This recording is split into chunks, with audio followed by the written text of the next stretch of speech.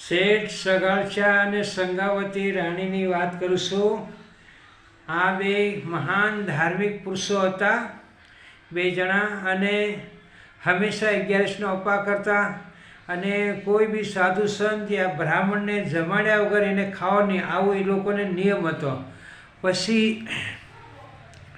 વરસાદનો ટાઈમ હતો અને એવો ટાઈમ આવી ગયો કે 15 દીની એલી પડી.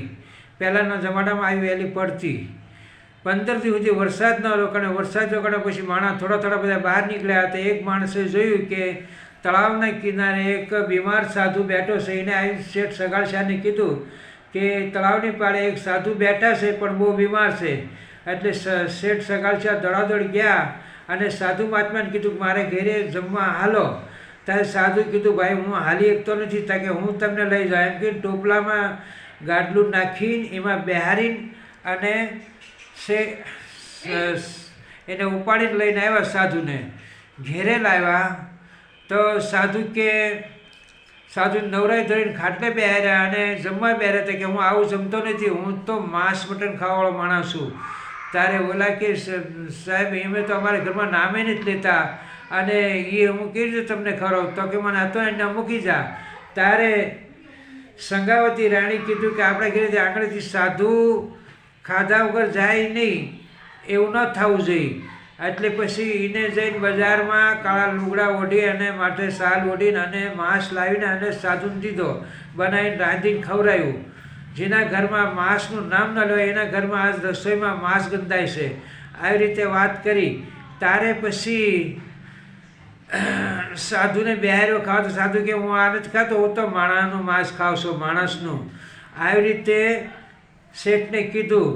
ત્યારે શેઠે કે વિચાર કર્યો હવે શું કરવું? તો કે તમારો દીકરો છે ને એને રાંધીને મારીને ખવડાવો તો હું ખાઈશ. આવી રીતે વાત કરી.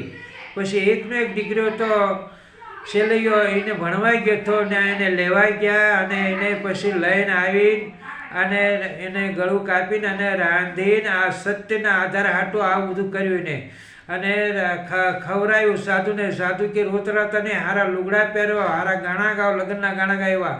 આવી રીતે એની કસોટી કરી અને પછી એને એવી રીતે ગાતા બધું રાંધી સીધીને તૈયાર કર્યું. અને સાધુને કીધું હવે ના પડશે, હવે બેસી જાઓ ખાવા. તાકે તમારે દીકરા કેટલા છે? તાકે અમારા એક દીકરો હતો તો મારી નાખ્યો. તાકે હું વાંજાના ઘરનું ખાતો નથી. આવી રીતે વાત કરી. તારે સંગાવતીને ક્રોધમાં ભરાઈ ગઈ કે હદ થઈ ગઈ છે હવે સાધુ મહાત્મા.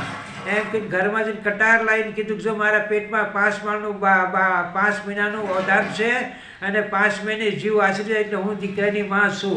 એમ કે પેટમાં કટાર મારો જાય છે. તો ભગવાન પ્રગટ થઈ ગયા અને કીધું માંગો માંગો માંગો એ આપું. તો પહેલું તેને એ માગ્યું ભગવાન આગળ કળજુગ આવશે, આવી કસોટી કોઈની કરશો નહીં, ફરીને તમારું કોઈ રાખશે નહીં અને માણસો ભક્તિ કરવાનું ભૂલી જાય.